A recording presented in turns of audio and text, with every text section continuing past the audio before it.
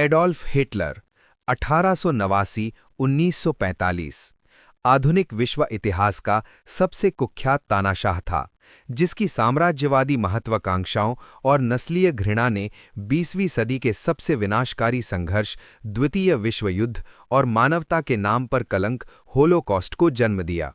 Hitler न केवल Nazi party का प्रमुख था, बल्कि वह अपनी वाक्शक्ति के दम पर एक पूरे राष्ट्र को विनाश की ओर ले जाने वाला उन्मादी नेता भी था। जन्म और प्रारंभिक जीवन। एडोल्फ हिटलर का जन्म 20 अप्रैल 1889 को ऑस्ट्रिया के ब्राउनाउ एम इन नामक छोटे से शहर में हुआ था। उसके पिता एलॉयस हिटलर एक सीमा शुल्क अधिकारी थे। हिटलर का अपने पिता के साथ संबंध तनावपूर्ण रहा, क्योंकि उसके पिता चाहते थे कि वह एक सरकारी कर्मचारी बने, जबकि एडोल्फ एक चित्रकार बनने का सपना देखता था। 1903 में पिता और 1907 में माता की मृत्यु के बाद वह कला की शिक्षा लेने के लिए वियना चला गया। हालांकि Vienna academy of fine arts ने उसे 2 बार प्रवेश देने से मना कर दिया। यहीं से उसके जीवन में संघर्ष और निराशा का दौर शुरू हुआ।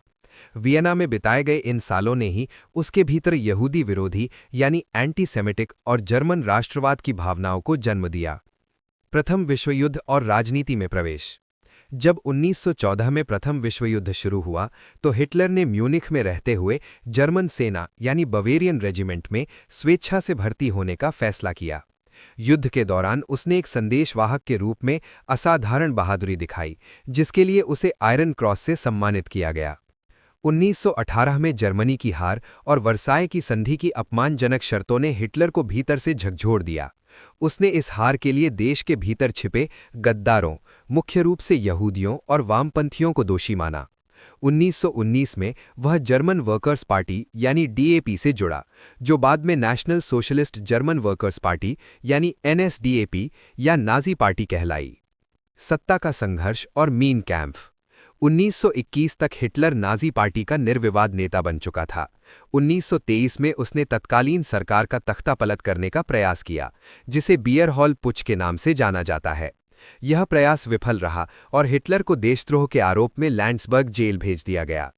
जेल में बिताए गए 9 महीनों के दौरान उसने अपनी आत्मकथा मीन कैंप यानी मेरा संघर्ष लिखी। इस पुस्तक में उसने अपनी नस्लीय विचारधारा प्रस्तुत की, जिसमें जर्मन आर्य जाति को दुनिया में सर्वश्रेष्ठ बताया और यहूदियों को मानवता का दुश्मन घोषित किया। उसने जर्मनी के विस्तार के लिए लेबेन्सराम के सिद्धांत पर जोर दिया।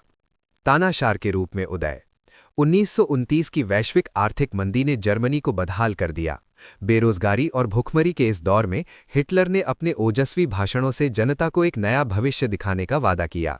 उसने वर्साय की संधि को फाड़ने और जर्मनी का खोया सम्मान वापस दिलाने का नारा दिया।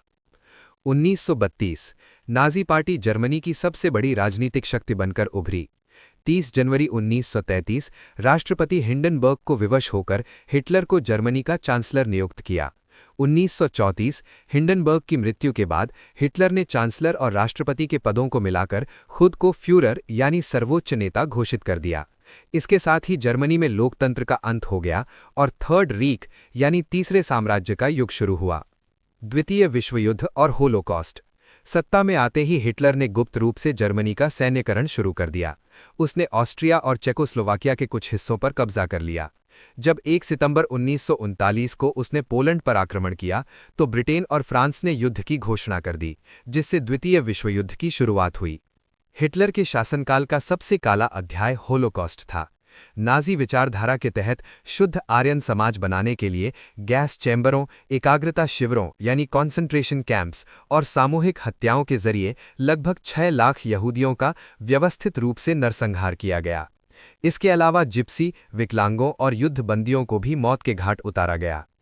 पतन और मृत्यु। शुरुआत में नाजी सेना ने लगभग पूरे यूरोप और उत्तरी अफ्रीका पर कब्जा कर लिया था, लेकिन सोवियत संघ पर आक्रमण और अमेरिका के युद्ध में प्रवेश ने पासा पलट दिया। 1944 तक मित्र राष्ट्रों की सेनाओं ने जर्मनी को चारों ओर से घेर लिया।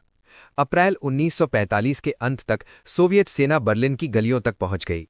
अपनी निश्चित हार और अपमान से बचने के लिए 30 अप्रैल 1945 को हिटलर ने बर्लिन के एक भूमिगत बंकर में अपनी पत्नी ईवा ब्राउन के साथ आत्महत्या कर ली।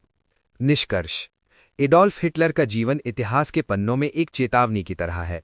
उसकी कट्टरता और तानाशाही ने न केवल करोड़ों लोगों की जान ली, बल्कि पूरे विश्व के नक्शे को बदल दिया। वह इस बात का उदाहरण है कि कैसे अंध राष्ट्रवाद और नफरत की राजनीति एक विकसित राष्ट्र को विनाश के कगार पर ला सकती है।